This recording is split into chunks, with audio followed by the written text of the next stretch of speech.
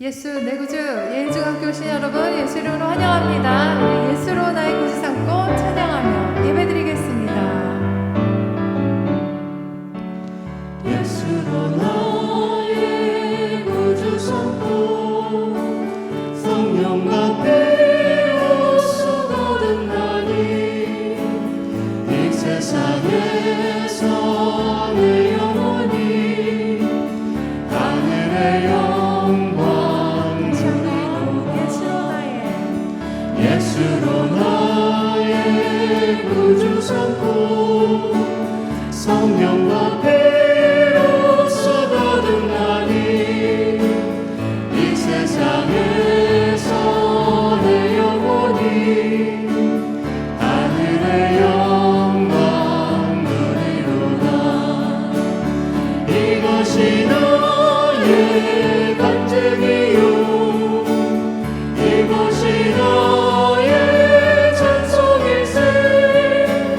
나 사는 동안 끊임없이 구주를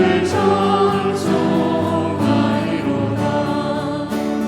온전히 주께 맡긴대요 사랑의 은총을 듣는 주를 천사들 왕래하는 것과 하늘의 영광 보리로다.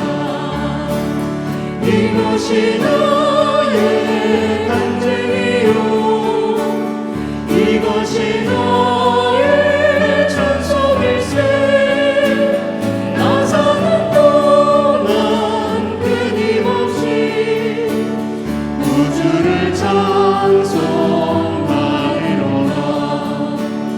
주 안에 기쁜 누림으로 마음의 풍랑이 잔잔하니 세상과 나는 갈 곳 없고 부족한 주만 보이도다. 이것이 나의 간증이요 이것이 나의 찬송일세. 나 사는 동안 끊임없이 구주를 찬송하리로다. 주 안에 기쁜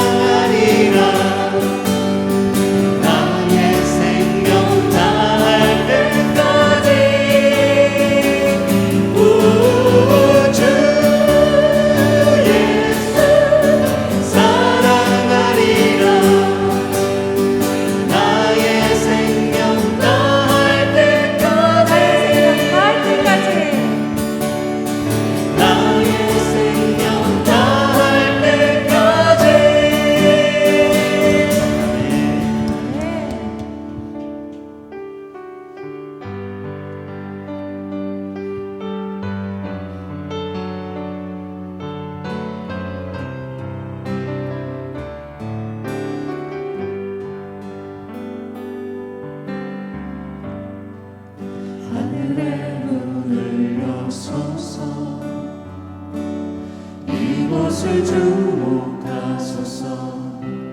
주를 향한 노래가 꺼지지 않으니 하늘을 열고 보소서. 이곳에 임재하소서. 주님을 기다립니다. 기도의 향기가 하늘에 닿으니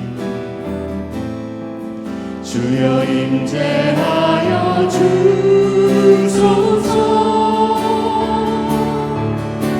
이곳에 오셔서 이곳에 앉으소서. 이곳에서 드리는 예배를 받으소서.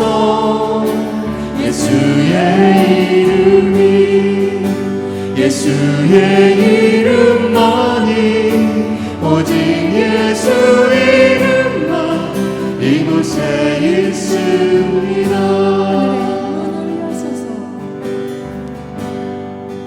하늘의 문을 여소서. 이곳을 주목하소서. 주를 향한 노래가 꺼지지 않으니 하늘을 열고 보소서. 이곳에 임재하소서. 주님을 기다립니다. 기도의 향기가 하늘에 닿으니 주여 임재하여 주소서.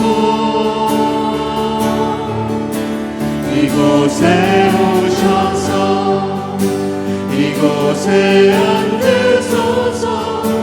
이곳에서 드리는 예배를 받으소서.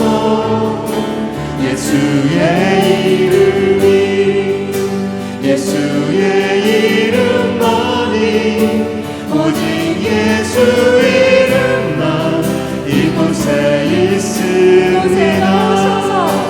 이곳에 오셔서 이곳에 앉으소서.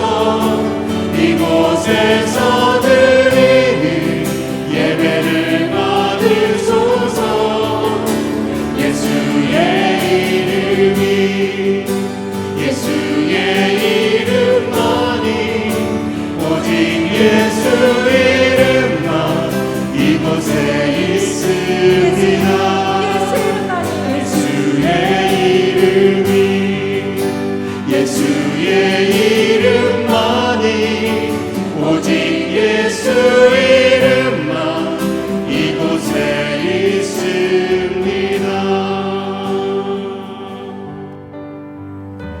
우리 다 함께 모든 이름 위에 뛰어난 이름 찬양하시면서 예배하겠습니다.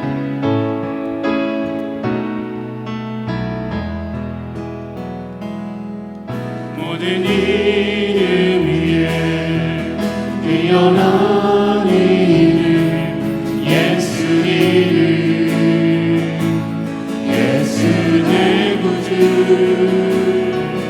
구원의 이름. 치료의 이름 예수 이름. 예수 내 구주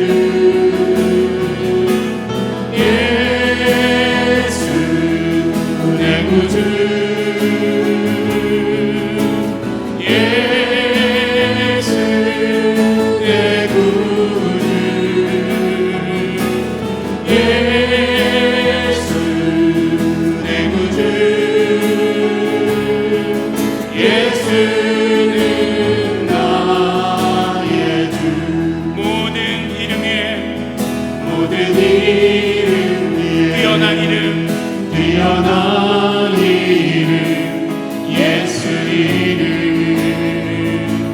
예수 내 구주 구원의 이름 구원의 구원의 이름 치료의 이름 치료의 이름 예수 이름 예수 내 구주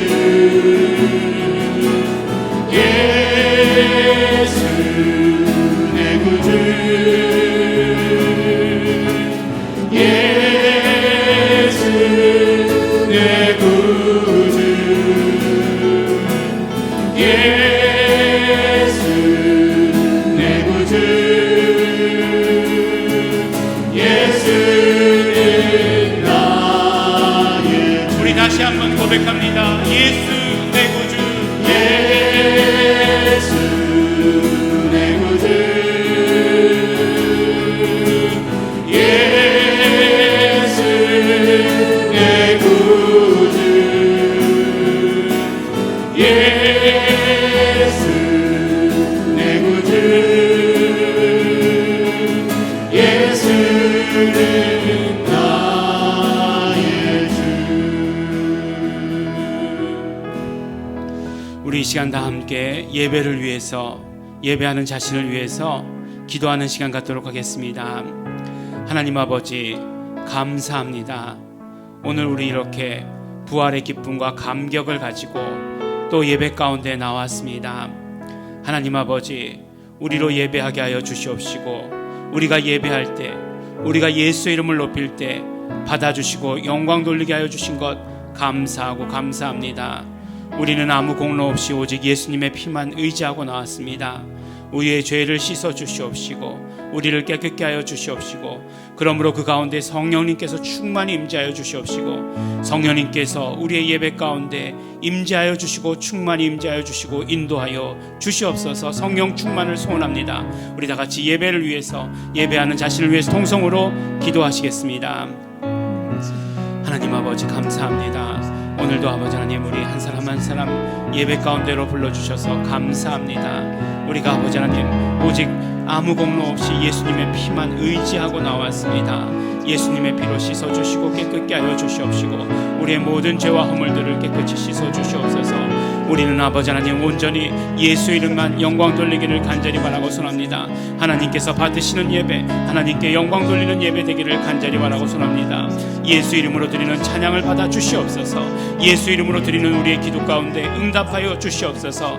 예수 이름을 우리 모두에게 선포하여 주시어서 예수 이름으로 충만한 귀한 예배 될 수 있도록 함께하여 주시옵소서. 감사합니다. 나의 간절한 기대와 소망을 따라 아무 일에든지 부끄럽지 아니하고 오직 전과 같이 이제도 온전히 담대하여 살든지 죽든지 내 몸에서 그리스도가 존귀히 되게 하려 하나니 이는 내게 사는 것이 그리스도니 죽는 것도 유익함이니라. 하나님 아버지 감사합니다. 오늘의 예배 가운데 함께하여 주신 것 감사합니다. 오직 예수 이름만 높이기를 소원합니다. 예수 이름 영광받아 주시옵소서. 감사드립니다. 예수님 이름으로 기도드렸습니다. 아멘. 다 함께 찬송가 29장 찬양하시겠습니다.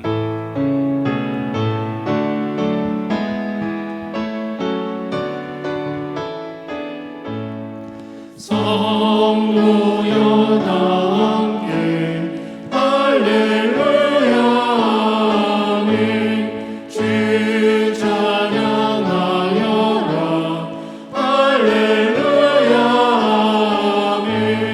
주 보좌 앞에서 택하신 은혜를 다 찬송하여라 할렐루야 아멘.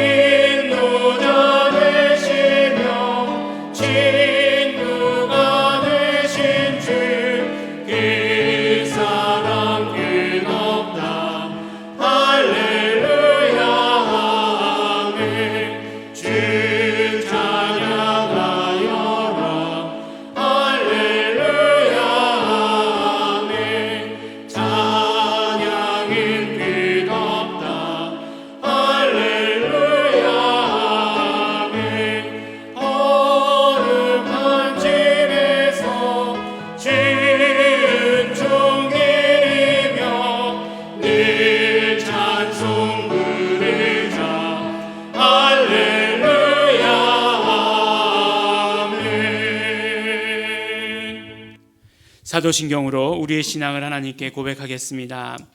전능하사 천지를 만드신 하나님 아버지를 내가 믿사오며 그 외아들 우리 주 예수 그리스도를 믿사오니 이는 성령으로 잉태하사 동정녀 마리아에게 나시고 본디오 빌라도에게 고난을 받으사 십자가에 못 박혀 죽으시고 장사한 지 사흘 만에 죽은 자 가운데서 다시 살아나시며 하늘에 오르사 전능하신 하나님 우편에 앉아 계시다가 저리로서 산 자와 죽은 자를 심판하러 오시리라.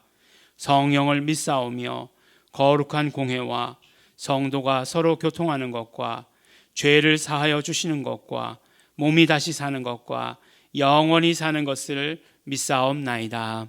아멘. 지금 이 시간 우리 지난 한 주를 되돌아보며 감사와 회개 기도하는 시간 갖도록 하겠습니다. 우리는 지난주에 우리 부활절을 맞이해서 믿음의 완성, 부활의 믿음이라는 제목으로 말씀을 나누었습니다. 우리 믿음의 완성은 부활 믿음이고 또한 부활 믿음은 바로 부활 체험을 통해서 이루어지는 것을 말씀을 통해 들었습니다. 마가복음의 말씀을 통해서 우리는 예수 이름으로 하는 모든 일을 통해 부활을 체험하고 우리의 믿음을 완성시켜 나가는 것임을 들으며 그러므로 이제 매일매일 삶에서 예수 이름으로 부활 체험하는 신앙생활 하기로 결단했습니다. 이 시간에 우리 감사하며 기도하실 때 우리 삶에서 예수 이름의 체험을 갖게 해주신 것 감사합니다. 부활 믿음 갖게 하여 주신 것 감사하며 기도하겠습니다. 또한 예수님의 피를 의지해서 회개하며 기도하실 때 여전히 예수 이름의 체험이 부족한 연약한 우리의 모습들 고백하며 회개하며 우리 다시 결단하는 시간 갖도록 하겠습니다. 다 같이 통성으로 감사와 회개의 기도 드리시겠습니다. 하나님 아버지 감사합니다. 하나님 아버지 우리의 믿음이 정말 아버지 하나님 우리의 믿음의 완성이 부활 믿음으로 이루어지며 또한 아버지 하나님 우리 부활 믿음은 예수 이름으로 이루어지는 예수 이름을 통하여 이루어지는 아버지 하나님 부활 체험으로 완성되는 것을 아버지 하나님 우리에게 알려주셨으니 너무나 감사하고 고맙습니다. 우리 아버지 한 주간의 삶 동안에 예수 이름 부르게 하여 주시옵시고 예수 이름 가운데서 우리를 지켜주시고 보호하여 주시며 예수 이름으로 우리를 건져내 주시는 것 아버지 하나님 부활 체험 다시 사는 체험을 하게 하여 주시는 것 너무나 감사하고 고맙습니다. 그러므로 아버지 하나님 우리의 아버지 모든 삶에서 우리의 믿음 가운데에서 부활 믿음이 아버지 가득 차게 하여 주시옵시고 그 부활 믿음으로 살아갈 수 있도록 아버지 하나님 다시 힘내며 살아갈 수 있도록 아버지 하나님 도와주시고 축복하여 주시옵소서. 예수 이름을 부르지 못하고 예수 이름을 사용하지 못하고 예수 이름을 의심했던 아버지 하나님 우리의 모든 연약함들을 용서하여 주시옵시고 깨끗게 하여 주시옵시고 이제 아버지 하나님 그러므로 다시 결단하오니 예수 이름으로 부활 체험하는 우리 아버지 매일매일의 삶이 될 수 있도록 축복하여 주시옵소서. 감사드립니다. 예수님 이름으로 기도드렸습니다. 아멘. 다 함께 기도하겠습니다. 하나님 아버지 감사합니다. 오늘 아버지 하나님 우리 부활 후 첫 주에 함께 모여 예배할 수 있도록 축복하여 주신 은혜 감사하고 감사합니다. 하나님 아버지 그러므로 우리는 기쁨 가운데 예배에 나오며 우리 부활의 승리 가운데 예배에 나오며 또 예수 이름으로 부활 체험한 것을 감사하며 이 예배 가운데 나왔습니다. 우리의 모든 감사를 받아 주시옵시고 우리의 모든 삶 가운데 예수 이름으로 함께하여 주시는 것을 우리 마음껏 경험할 수 있도록 도와주시옵소서. 그러나 아버지 하나님 우리의 연약함이 있습니다. 우리의 부족함이 있습니다. 우리의 상실된 마음들이 있습니다. 오직 예수의 피만 의지합니다. 깨끗게 하여 주시옵시고 씻어 주시옵시고 오직 아버지 하나님 예수 피의 그 생명으로 다시 아버지 하나님 세워주시고 다시 일어나게 하여 주시는 것 온전히 경험할 수 있도록 축복하여 주시옵소서. 하나님 아버지 우리가 아버지 하나님 예수 이름으로 기도하며 우리 공동체 리더 되시는 우리 이명범 총장님 예수 이름으로 축복하며 기도합니다. 하나님 아버지 우리 예수 이름 사명을 허락하여 주시옵시고 그에 합당한 사역들을 허락하여 주시는 것 너무나 감사하고 고맙습니다. 이 사명과 이 사역 온전히 감당하실 수 있도록 영권과 인권과 물권이 넘치게 하여 주시옵시고 건강은 언제나 진리의 법에 적용될 수 있도록 축복하여 주시고 함께하여 주시옵소서. 하나님의 축복 하나님의 국률하심이 우리 아버지 총장님과 우리 총장님의 모든 사역 가운데 함께하여 주시옵소서. 그래서 아버지 하나님, 우리 정말 예수 이름을 증거하고 계시는데 우리 아버지 예수 이름을 듣는 우리 모든 목사님들 예수 이름이 체질화되고 예수 이름을 부르게 하여 주시옵시고, 또 아버지 하나님 그 모든 목회하시는 교회마다 예수 이름을 부르는 교회들 될 수 있도록 아버지 도와주시고 축복하여 주시옵소서. 그러므로 온 한국 땅에 예수 이름을 부르는 아버지 그 외침으로 가득 찰 수 있도록 아버지 도와주시고 축복하여 주시옵소서.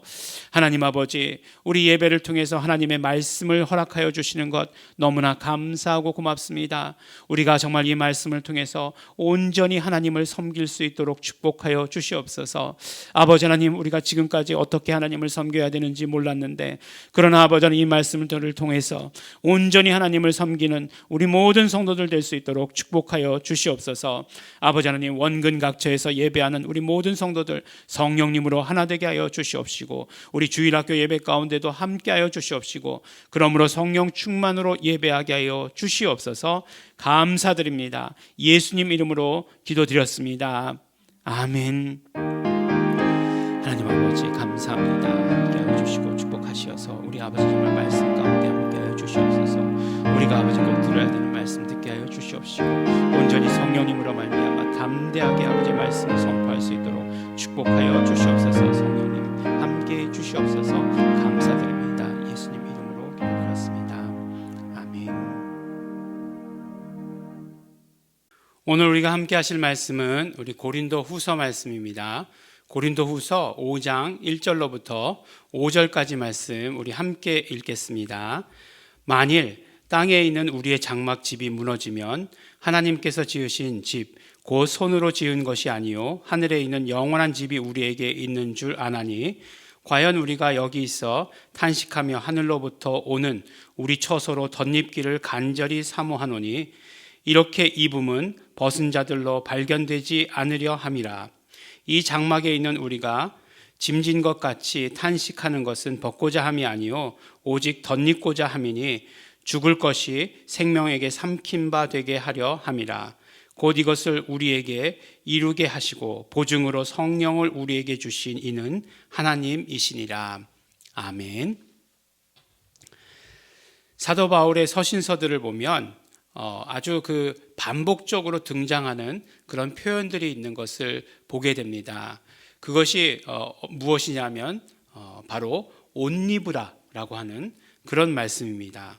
옷 입으라. 오늘 말씀도 보면 우리가 항상 이렇게 말씀을 처음부터 들어가는 적은 잘 없는데요. 오늘 말씀을 우리가 함께 읽은 대로 보면 우리가 그 하늘로부터 오는 처소로 덧입는다. 그렇게 말씀하고 있어요. 그러니까 하늘로부터 오는 처소를 입는다라는 그런 말씀을 하고 있는 것이죠. 우리가 에베소서를 우리가 함께 말씀을 나눈 지 얼마 되지 않았습니다. 그런데 그 에베소서를 보면은 어떤 표현이 잘 나오냐면 새 사람을 입으라라고 하는 그런 말씀들이 자주 등장하는 것을 보게 됩니다. 에베소서와 쌍둥이서 시인인 골로새서에서도 보면 새 사람을 입으라라고 하는 표현이 자주 나옵니다. 그러나 이러한 표현 가운데서도 아주 우리가 잘 알고 있고 또 자주 등장하는 그런 말씀이, 그런 표현이 무엇이냐면 바로 예수 그리스도로 옷 입으라라고 하시는 말씀입니다. 갈라디아서 3장 27절에도 보니까 누구든지 그리스도와 합하여 세례를 받은 자는 그리스도로 옷 입었느니라, 이렇게 말씀하고 계세요. 그리고 로마서 3장 14절 말씀도 보니까 오직 주 예수 그리스도로 옷 입고 정욕을 위하여 육신의 일을 도모하지 말라라고 이렇게 말씀합니다. 예수 그리스도로 옷 입으라, 이렇게 말씀하고 계세요. 무엇을 입으라라고 하시는 다른 말씀도, 그런데 사실 가만히 살펴보면 그 뜻 가운데, 그 중심 가운데는 무엇이 있느냐? 바로 예수로 옷 입으라라고 하시는 그 말씀인 것을 우리는 알 수 있는 것입니다. 오늘 말씀도 보면 하늘로부터 오는 처소로 옷을 입는다라고 하는 것, 좀 문장이 긴가요? 복잡한가요? 그래서 무슨 뜻인지 잘 모르겠나요? 그런데 우리가 계속해서 하나님을 섬기는 예법을 통해서 깨닫게 된 건 무엇이죠? 바로 하늘로부터 오신 그런 어떤 성전의 완성, 누구죠? 바로 예수님이시잖아요. 예수님을 말씀하시고 계시는 것이에요. 그러니까 결국 이 모든 것들이 다 예수님을 옷 입으라, 예수님으로 옷 입으라, 예수 그리스도로 옷 입으라 라고 하는 것으로 귀결되는 것을 보게 되는 것입니다.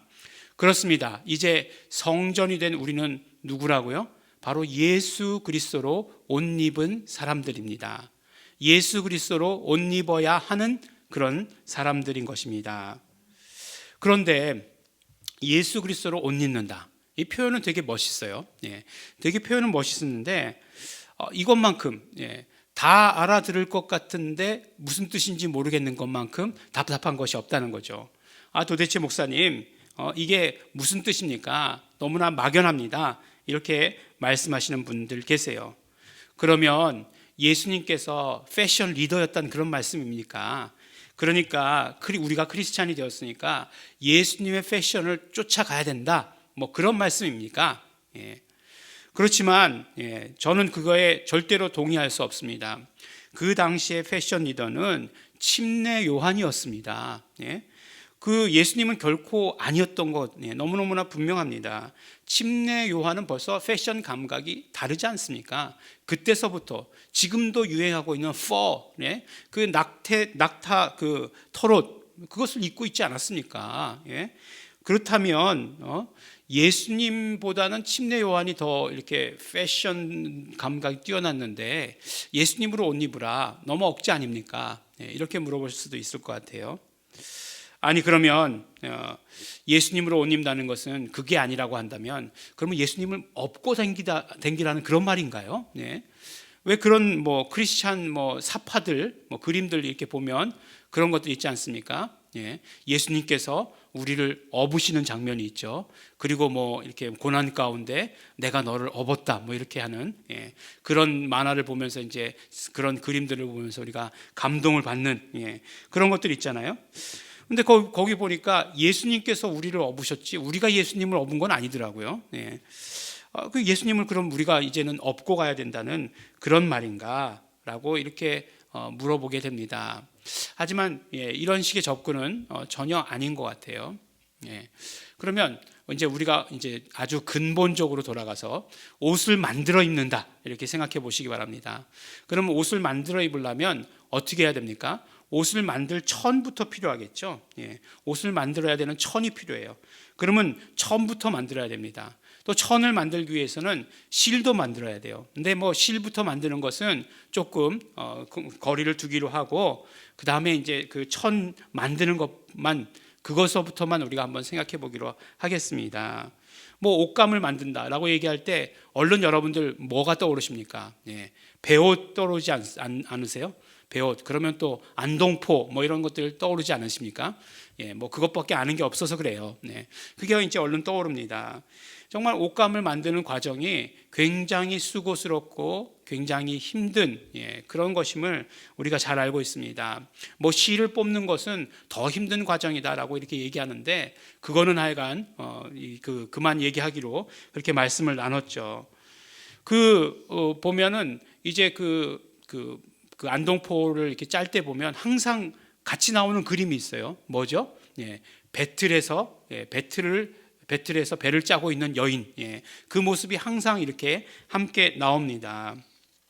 근데 그 옷감을 만들 때, 옷감을 만드는 과정이 뭐냐면 결국 이렇게 시줄이라는 것, 이렇게 세로로 지나가는 시줄이 있고 날줄이 있잖아요. 그러니까 시줄과 날줄을 잘 엮는 것이에요.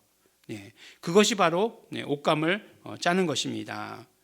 그 모습 보면은 우리가 기억나시는지 모르겠지만 시줄을 먼저 기계에 이렇게 걸죠. 시줄을 걸고 나서 그 다음에 이제 날줄을 이렇게 옆으로 이렇게 탁 이렇게 뭐라고 그러죠? 그 넣는 것을 북이라고 얘기하나요? 그렇게 딱 집어넣고 그 다음에 기계로 이렇게 한번 탁 쳐요. 그러면 어떻게 됩니까? 그 옷감 중에서 그 실 한 줄의 그만큼의 옷감이 완성되는 거잖아요. 그것을 수없이 이쪽으로 지나가고 저쪽으로 지나가고 이쪽으로 지나가고 해가지고 무한 반복해가지고 만드는 것이 옷감이에요. 결국 시줄과 날줄이 잘 얽어지게 만드는 것이 옷감이다라고 이렇게 이야기해 주시고 계시는 것입니다. 그러면 그렇게 옷감을 만드는 것을 우리 상상을 하시면서 우리 예수 그리스도로 옷 입기 위해서 이제 옷감을 짠다라고 이렇게 생각을 해보시기 바랍니다. 그러면 씨줄이 있어야 되겠죠. 그리고 날줄이 있어야 될 것입니다. 근데 씨줄이라고 하는 것은 무엇이냐면, 씨줄이라고 하는 것은 처음부터 이렇게 그 배틀에 묶여 있던 것들 말하는 거잖아요. 그것들은 하나님께서 세워주신 것이에요. 오직 하나님께서 먼저 세워주신 것입니다. 그 하나님께서 세워주신 것들이 무엇이 있습니까? 첫 번째로 언약이 있죠. 언약. 성경에는 32,500여 가지의 언약이 있다라고 이렇게 말씀을 해주십니다. 그러니까 언약은 하나님께서 세워주신 것이에요. 하나님께서 세워주신 씨줄과 같은 그런 것들입니다. 또 성경을 보면 하나님께서 일방적으로 세워주신 것 뭐가 있죠? 하나님의 말씀들이 있죠. 하나님의 말씀들이 바로 씨줄이 되는 것입니다. 그리고 하나님의 말씀과 더불어서 또 우리에게 있어서 굉장히 중요한 것, 하나님께서 세워주신 씨줄이 있어요. 그것이 무엇입니까? 바로 구원이죠. 구원. 하나님께서 우리를 구원하시고자 하시는 것, 하나님께서 마음 먹으시고 하나님께서 이루시고 하신 것인 것을 우리는 다 보게 되는 거죠. 그리고 또 무엇이 있습니까? 우리가 너무나 잘 알고 있는 구약의 이스라엘 백성들에게는 뭐라고 주셨죠? 그 씨줄을 야훼라고 주셨던 그 하나님의 이름, 하나님의 이름이 그 영원한 씨줄이죠. 그리고 이제 예수 그리스도를 보내주실 때 하나님의 이름과 함께 보내주셨는데 그것은 바로 예수 이름. 예수 이름이 아주 견고한, 변하지 아니하는 그런 씨줄이 된다고 말할 수 있습니다. 하지만 이렇게 씨줄이 세워졌는데 이 씨줄로만은 옷감이 짜여지지 않는다는 거예요. 그렇죠? 씨줄로만은 옷감이 짜여지지 않아요. 이제 그것에 날줄을 집어넣어야 됩니다. 그 날줄은 무엇인가 하는 것이에요. 날줄은 무엇인가? 처음에 말씀드릴 때 씨줄이 뭐라고요? 하나님께서 온전히 세우신 것. 첫 번째가 바로 언약이다. 32,500여 가지의 언약이다 라고 이렇게 말씀을 나누었어요. 그런데 그 32,500여 가지의 언약이 하나도 땅에 떨어지지 아니하고 모두가 다 이루어졌다 이렇게 말씀합니다. 모든 언약이 다 이루어졌다 이야기예요. 한 가지만 빼고요. 무엇이죠? 바로 예수 그리스도의 다시 오심. 그리고 그 예수 그리스도의 다시 오실 때의 어떤 징조들에 해당하는 것, 그것만 빼놓고는 다 이루어졌다라고 이렇게 말씀해 주시고 계세요. 그렇기 때문에 그 씨줄, 그 언약의 씨줄 가운데 그 날줄을 엮는다라고 하는 것은 무엇이냐? 우리가 그 언약의 말씀을 믿고 기다리는 것을 말하는 것인데, 구체적으로 이야기하면 남은 것이 하나라고 말씀하셨으니 오직 우리가 예수 그리스도를 기다리는 것, 예수 그리스도의 다시 오심을 기다리는 우리의 그 믿음이 우리 신앙의 날줄이 된다. 예수 그리스도로 옷 입기 위해서 그 옷감을 짜는 날줄이 된다. 이렇게 말씀해 주시고 계시는 것이에요. 또 말씀드리기를 구원이 씨줄이다 말씀드렸어요. 그렇죠? 구원이 씨줄이다라고 말씀하셨어요. 하나님께서 온전히 구원을 세우셨습니다. 예수 그리스도를 보내주시고 피 흘리시게 하시고 그 죄값을 치르시게 하심으로 말미암아 그 구원을 온전히 세우셨어요. 그러면 그 구원에 대해서 우리가 날줄을 어떻게 엮는 것이냐? 바로 예수 이름을 믿는 자들은 구원을 얻으리라 말씀하셨으니 우리의 날줄은 무엇입니까? 예수 이름을 믿는 것이에요. 예수 이름을 우리 입으로 시인하는 것입니다. 그럴 때 하나님께서는 구원의 씨줄과 우리 믿음의 날줄이 엮여서서 옷감이 되도록 그렇게 해주시는 것이에요. 또 우리에게 하나님의 이름의 씨줄을 세워주셨다고 말씀드렸죠. 하나님의 이름을 알려주셨습니다. 이스라엘 백성들에게는 야훼라고 알려주셨지만 그러나 독생자 예수 그리스도를 보내주시면서 하나님의 이름, 하나님이 가지고 계시던 이름, 예수 이름을 우리에게 알려주셨습니다. 그렇기 때문에 구약에서는 어떻게 해요? 그 구약에서는 야훼 이름을 부를 수밖에 없었던 것이죠. 그렇지만 신약에 와서는 어떻습니까? 예수님이 오신 다음에는 우리가 정말 이제 예수 이름을 불러야 하는 것이죠. 하나님께서 그 이름을 우리에게 시줄로 주셨고 그 날줄에 해당되는 것은 우리가 그 이름을 부르는 것이에요.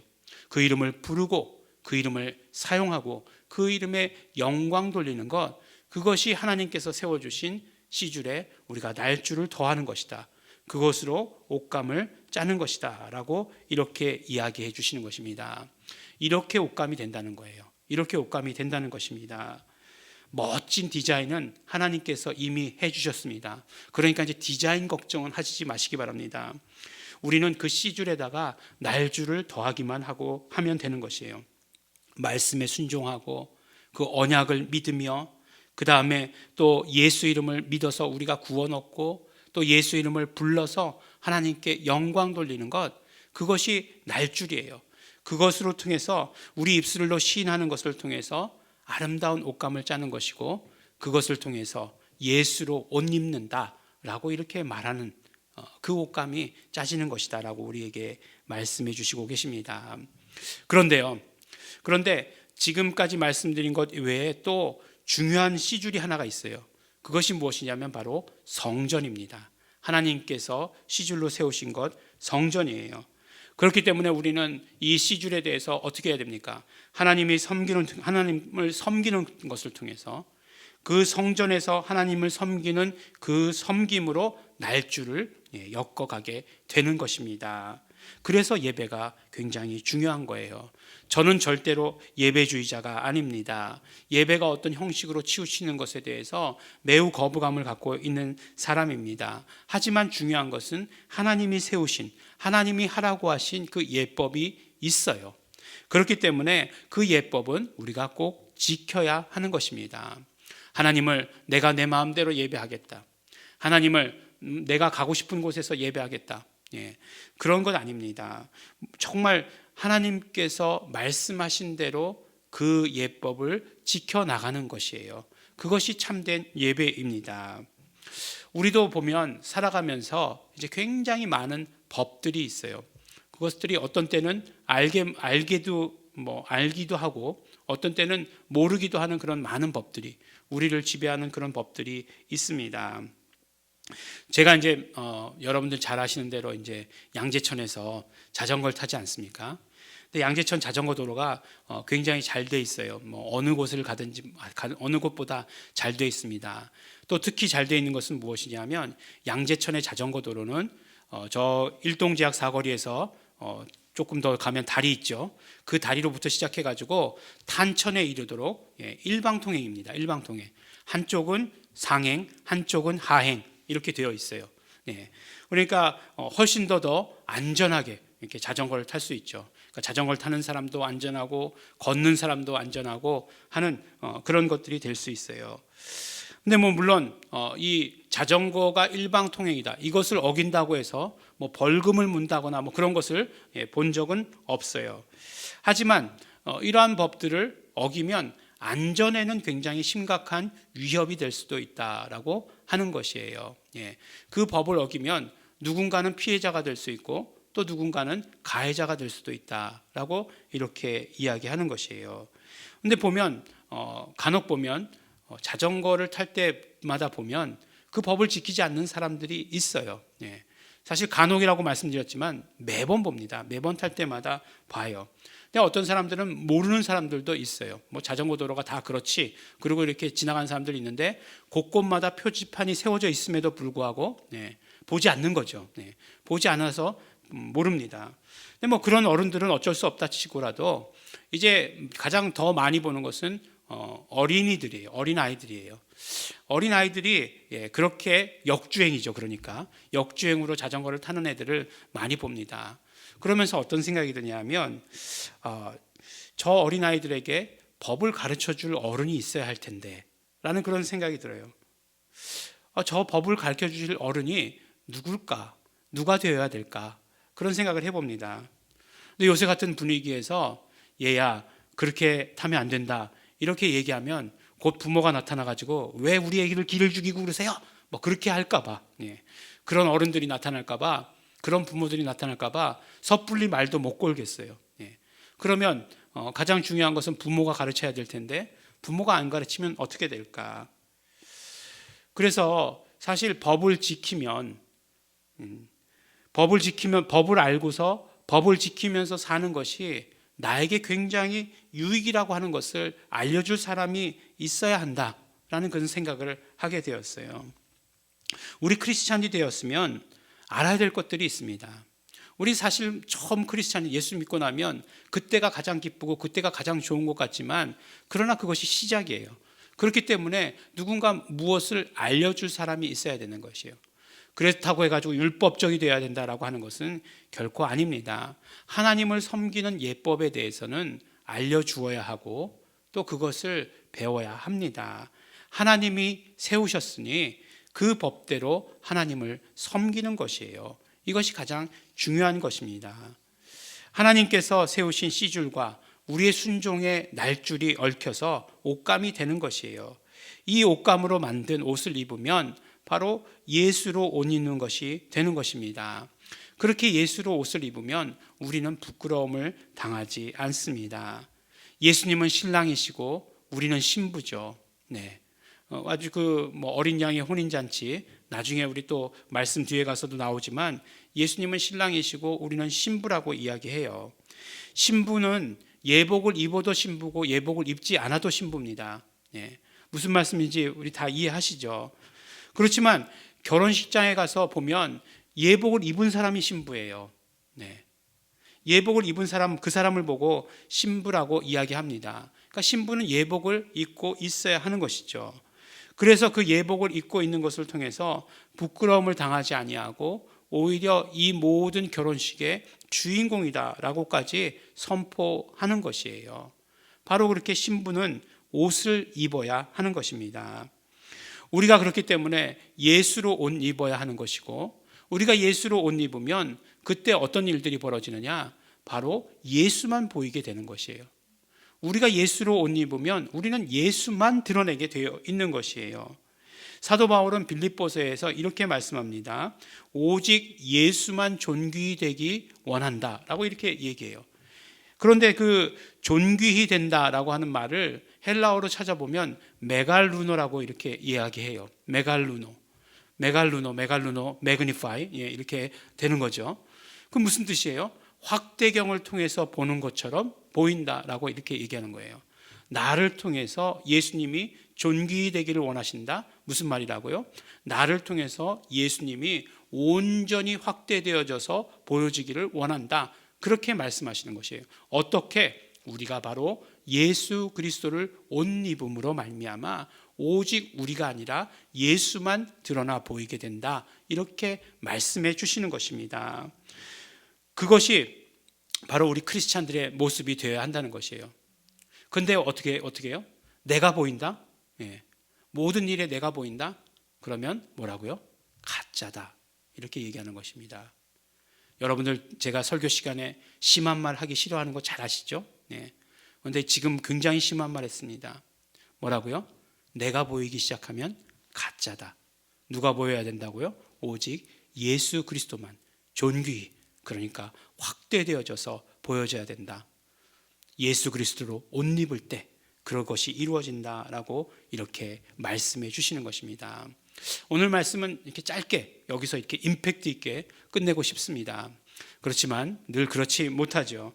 근데 지금 우리가 하나님을 섬기는 예법이라는 하는 큰 주제를 가지고 말씀을 나누고 있어요. 구약의 성전 기구들 하나하나를 살펴보았고 그것이 구체적으로 예배 가운데 어떤 의미인가 하는 것을 우리가 살펴보면서 우리 그것을 예배 가운데 그대로 적용하면서 함께 예배하고 있습니다. 이제 성전 안에는 다 살펴보았어요. 이제 남은 것은 성전을 두르고 있는 세마포와 그 기둥을 세울 때에 그 밑에 받침으로 썼던 은받침, 그것만이 남아 있습니다. 근데 우리가 성전을 보면서 밖에서부터 안으로 들어갔었죠.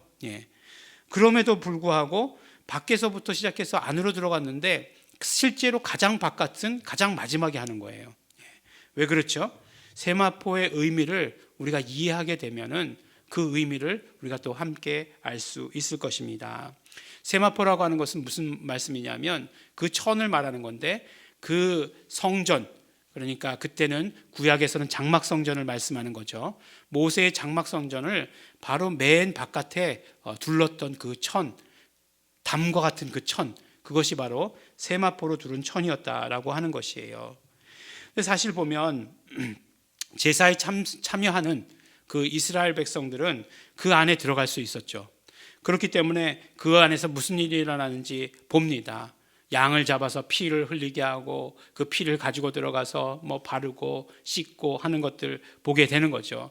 또 제사장들만 들어갈 수 있는 그곳에 가서 하나님과의 화목이 이루어지는 그 성소도 보게 되는 거죠.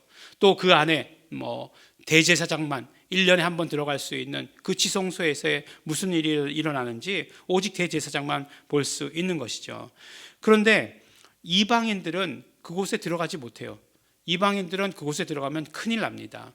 나중에 뭐 장막 성전뿐만 아니라 진짜로 그 성전, 예루살렘 성전이 세워졌을 때에도 그런 말이 붙어 있었다고 해요. 그러니까 이방인이 이 선을 넘으면 죽음을 각오해야 된다. 뭐 이런 말도 기록되어 있었다라고 이렇게 얘기합니다. 그러니까 이방인들이 바라볼 수 있는 것은 바깥에서 세마포만 바라볼 수 있는 것이에요. 하얗고 깨끗한 햇볕을 받으면 어떻게 되겠죠? 막 너무너무 하얗다 못해 이렇게 막 반짝이는 것 같이 느껴지는 그 바깥의 그런 모습만 바라보면서 저곳에 하나님께서 함께 하시는구나, 하나님께서 임재하시는구나 라고 이렇게 상상만 할 수 있었다라고 이렇게 하는 것이죠. 근데 구약 성전의 완성이 누구라고요? 예수 그리스도라고 말씀하셨고, 그 예수 그리스도로 말미암아 우리도 성전 되었잖아요. 너희가 하나님의 성전인 것과 말씀하셨으니까.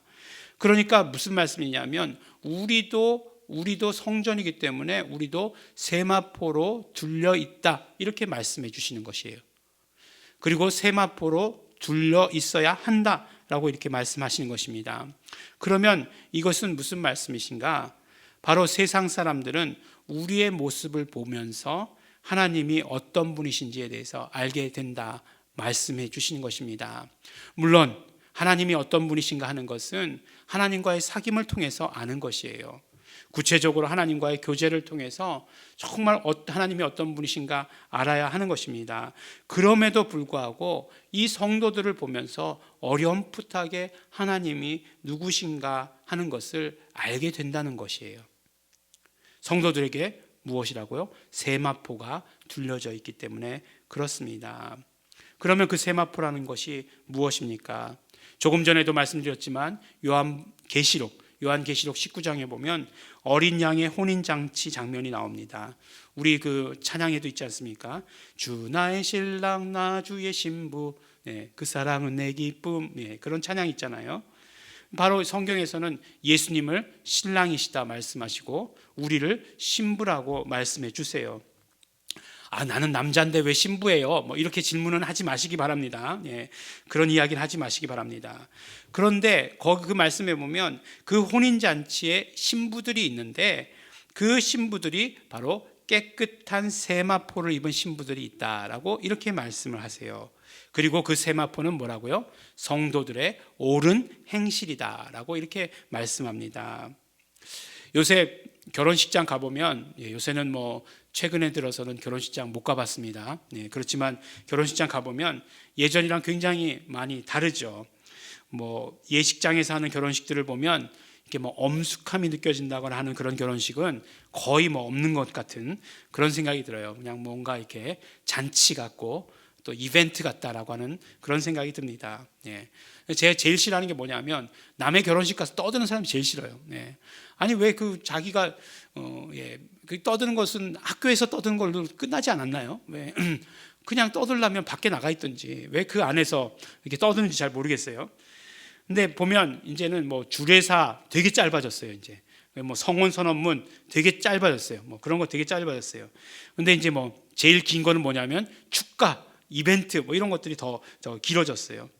뭐 심지어는 요새는 이제 주례가 없는 결혼식도 보았습니다. 근데 뭐 그런 걸 얘기하려고 하는 것이 아니라 결혼식의 풍속이 많이 그렇게 변했다는 거죠. 그런데 그럼에도 불구하고 이렇게 결혼식의 형식과 뭐 어떤 풍속이 많이 변했어도 잘 하나가 바뀌지 않는 것이 있어요. 그것이 무엇이냐면 바로 신부가 입는 드레스예요. 드레스는 바뀌지 않더라고요.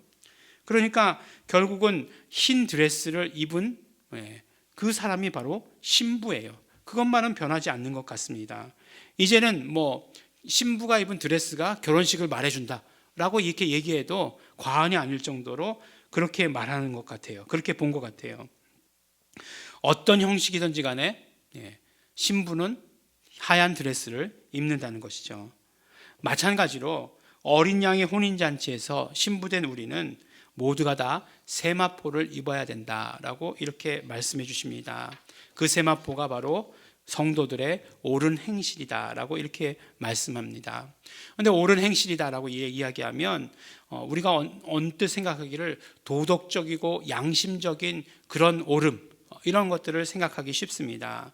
크리스찬들은 착하게 살아야 된다라는 것으로 접근하기 쉽습니다. 물론 그래요. 물론 그렇습니다. 크리스찬들은요, 세상이 요구하고 있는 그런 어떤 도덕적인 수준보다도 그 이상의 수준을 가지고 있어야 하는 것이에요. 저는 분명히 그래야 한다라고 믿습니다. 매일 이웃 사람들에게 사기치고 거짓말하기를 밥 먹듯 하고, 나중에 가서는 나는 교회 다녀 이렇게 얘기하면 누가 교회를 다니려고 하겠는가 하는 것이에요. 안 그래도 정말 욕하고 싶은 마음이 있는데 울고 싶은에 뺨 쳐주는 거죠. 그래서 나는 너 때문에 교회 안 간다, 이렇게 되게 되는 거죠. 그러면 안 되지 않습니까? 정말 저 사람 보니까 인품이 참 훌륭하시다. 그러면 나중에 보니까 저 사람 참 교회 다니는구나. 그럼 나도 한번 다녀볼까? 그러면 정말 훌륭한 사람이 되는 건가? 라고 하는, 예수님까지 가지 않더라도 예수님에게 이르게 할 수 있는 그런 어떤 모습이 되어야 한다는 거죠.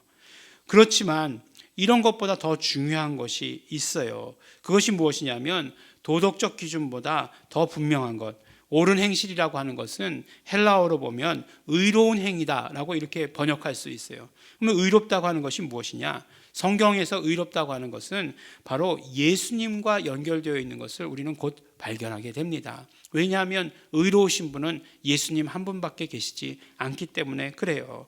그러니까 예수님, 예수님, 의로운 행동 무엇이겠어요? 예수님을 드러내는 것이죠. 예수님을 드러내는 것을 말하는 것이에요. 예수님을 드러내는 행위가 의로운 행위입니다. 그렇기 때문에 옳은 행실이다라고 하는 것, 의로운 행위다라고 하는 것, 결국 무엇이에요? 사도 바울이 계속해서 이야기한 것처럼 예수 그리스도로 옷 입는 것을 말씀해 주시는 것입니다. 예수로 옷 입는 것을 말하는 것이에요. 하나님께서 말씀하신 것에 대해서 순종하는 것, 그것이 예수로 옷 입는 것이다 말씀드렸죠. 하나님의 말씀 시줄에 우리의 순종, 날줄 더하는 것, 그것이 예수로 옷 입는 것이에요. 하나님께서 세우신 언약, 그것에 정말 순종하면서 예수를 기다리는 그 삶을 사는 것, 그것이 바로 예수로 옷 입는 것입니다. 그리고 또 예수 이름을 우리에게 주시는 그 시줄에 대해서 우리는 그 예수 이름을 믿으며 예수 이름을 부르며 예수 이름을 선포하며 예수 이름을 사용하며 예수 이름에 영광 돌리는 삶, 그것이 하나님께서 세워주신 시줄에 우리의 날줄을 더하는 것이다 라고 이렇게 말씀해 주시는 것이에요. 참 재밌게도 이 세마포도 요한계시록에 보니까 뭐라고요? 세마포를 입으라 라고 이렇게 말씀해 주십니다.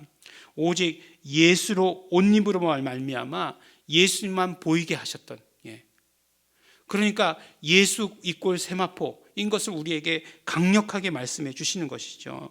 우리가 왜요? 성전이니까. 우리가 성전이니까 예수 이꼴 바로 세마포가 되는 것입니다. 우리가 성전이라고 하는 그 사실을 잊지 마시기 바랍니다. 그리고 우리가 드러내야 될 것 오직 예수 그리스도. 왜냐하면 어떻게 우리가 바로 예수 그리스도로 옷 입었기 때문에 우리는 예수만 드러내야 한다는 그 사실을, 우리는 성전이기 때문에 오직 예수만 드러내야 하는 사람이라고 하는 그 사실을 우리 반드시 기억해야 하는 것입니다. 오직 예수 그리스도, 우리가 예수로 옷 입을 때 예수 그리스도로만 드러나게 되어 있는 것입니다. 우리 사랑하는 우리 예일중앙교회 성도 여러분, 이제 우리가 하나님을 섬기는 예법이 무엇인지에 대해서 한 걸음 한 걸음씩 더 나아가고 있습니다. 예배의 완성이라고 하는 것이 무엇인지에 대해서 조금씩 더 깨닫고 있습니다.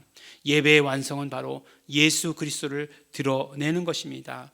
예수로 옷 입는 것입니다. 예수 그리스도로 옷 입는 것입니다. 그것이 바로 예배의 완성이고, 이제 이것이 바로 오늘 우리에게 세마포를 통해서 주시는 메시지입니다. 우리 예일중앙교회 성도 여러분들은 예수만 드러내십시오. 예수로 옷 입는 사람이 되십시오. 예수님의 신부로서의 삶을, 온전한 신부로서의 삶을 사시는, 드러내시는 성도 여러분 되시기를 예수 이름으로 축원합니다. 우리 함께 기도하겠습니다. 우리 이 시간에 기도하실 때 정말 예수님의 신부로서 세마포 입는 사람 되기를 원합니다. 예수로 옷 입겠습니다. 말씀에 순종하며 예수 이름을 믿고 예수 이름을 부르는 자 되겠습니다. 정말 예수로 옷 입는 자 되겠습니다. 예수님을 전하는 자, 드러내는 자 되겠습니다. 우리 다 같이 통성으로 우리 함께 기도하시겠습니다. 하나님 아버지 감사합니다. 오늘 아버지 하나님 우리 말씀을 통해서 예수 그리스도로 옷 입게 하여 주신 것 감사하고 고맙습니다. 이미 아버지 하나님 우리는 예수 그리스도로 옷 입은 자인 것을 알고 깨닫게 하여 주신 것 너무나 감사하고 고맙습니다. 온전히 아버지 하나님 예수님만 드러내기를 원합니다. 예수님만 아버지 하나님 정말로 크게 드러낼 수 있는 자 될 수 있도록 되기를 간절히 바라고 소원합니다. 성령님이시여 함께 하여 주시고 축복하여 주시옵소서. 그러므로 아버지 하나님 우리 정말 예수 그리스도로 온전히 옷 입음으로 말미암아 아버지 하나님 정말 세상이 나를 보았을 때 예수 그리스도만 드러내는 사람, 아버지 확실히 드러내고 크게 드러내는 사람 될 수 있도록 아버지 축복하여 주시고 함께하여 주시옵소서. 감사드립니다. 예수님 이름으로 기도드렸습니다. 하나님 아버지 감사합니다. 오늘도 아버지 하나님 우리로 세마포를 입으라 말씀하여 주시옵시고 그것이 아버지 하나님 성전의 완성, 예배의 완성을 이루는 길임을 아버지 하나님 알려주신 것 너무나 감사하고 고맙습니다. 그러므로 아버지 하나님 예수로 옷 입는 자 되게 하여 주시옵시고 그러므로 우리가 온전히 예수 그리스도만 드러내는 우리 성도들 될 수 있도록 축복하여 주시옵소서. 감사드립니다. 예수님 이름으로 기도드렸습니다. 아멘. 찬송가 268장 우리 함께 찬양하시겠습니다.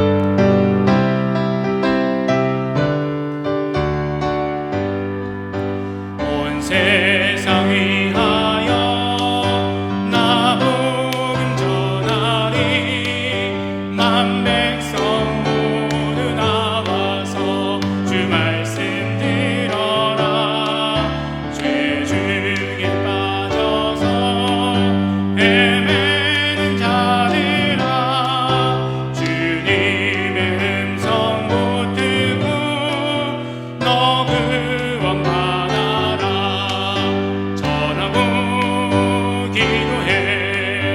매일 증인 되리라 세상 모든 사람들 듣고 주 예수 믿도록 온 세상 위하여 이 복음 전하리 저 죄인 회개하고서 주 예수 믿어라 이 세상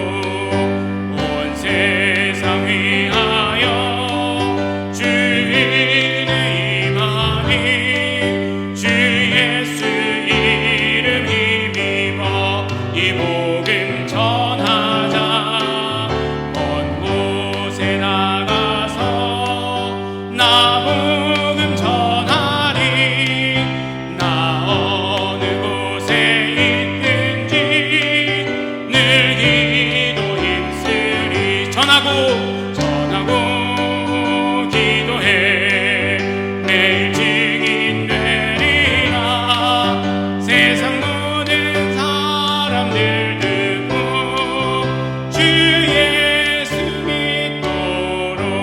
믿도록. 아멘. 함께 기도하겠습니다. 하나님 아버지 감사합니다. 우리가 예수 이름 높이며 기도하게 예배하게 하여 주시옵시고 또한 아버지 하나님 그러므로 우리의 예배 가운데 우리의 모든 삶 가운데 감사의 제목이 넘치도록 하여 주신 것 또한 감사하고 감사드립니다. 우리 예배할 때 이 모든 감사의 제목을 가지고 나왔습니다. 하나님 받아주시옵시고 그 모든 삶에서 영권과 인권과 물권과 또한 아버지 하나님 예수 이름으로 지켜주시는 건강이 충만할 수 있도록 축복하여 주시옵소서. 그래서 아버지 하나님 우리 모든 성도들 더욱더 감사하는 성도들 될 수 있도록 아버지 하나님 축복하여 주시고 인도하여 주시옵소서. 하나님 아버지 우리 11조의 예물도 드렸습니다. 하나님 아버지 우리 정말 간증하며 우리의 아버지 하나님 믿음을 드러내며 11조 예물 드렸습니다. 하나님 받아 주시옵시고 아버지 하나님 그러므로 그 물질을 더욱더 하나님께로 이동시킬 수 있는 그런 능력이, 그런 아버지 하나님 권세가, 그런 특권이 넘칠 수 있도록 아버지 하나님 도와주시고 축복하여 주시옵소서. 하나님 아버지 우리 예일중앙교회 모든 사역을 위해서 물질 드렸습니다. 받아 주시옵시고 그러므로 예일중앙교회 사역이 더욱더 부흥할 수 있도록 하나님 아버지 도와주시옵소서. 아버지 하나님 정말 세상에서 코로나 시대라고 얘기하며 어렵다 이야기하지만 그러나 아버지 하나님 하나님과의 물질 관계에서 막힘이 없는 우리 모든 성도들 형통케 하여 주시옵시고 하나님께서 인도하여 주시옵시고 하나님께서 필요한 것들로 채워주시는 것 우리 마음껏 경험할 수 있도록 도와주시옵소서. 우리 예일중앙교회 예수님 다시 오시는 그 길을 예비하는 앞당기는 귀한 교회 될 수 있도록 축복하여 주시옵소서. 이제는 우리 주 예수 그리스도의 은혜와 독생자 예수 그리스도를 이 땅에 보내주신 아버지 하나님의 사랑과 성령님의 교통하심이 이제 예수로 옷 입고 그러므로 온전히 예수 그리스도만 드러내는 삶을 살기를 소원하고 결단한 이곳에 모인 우리 모든 성도들 위에 이제로부터 영원토록 함께 있을지어다. 아멘.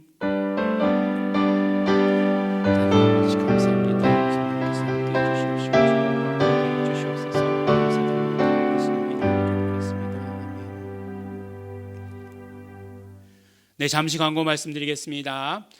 우리 계속해서 비대면으로 예배가 진행되고 있습니다. 계속 그 확진자 수가 줄어들 기미가 보이지 않고 지금 계속 이 상태가 연장 그런 되는 상태인 것을 우리 다 매스컴을 통해서 들으셨으리라 생각합니다.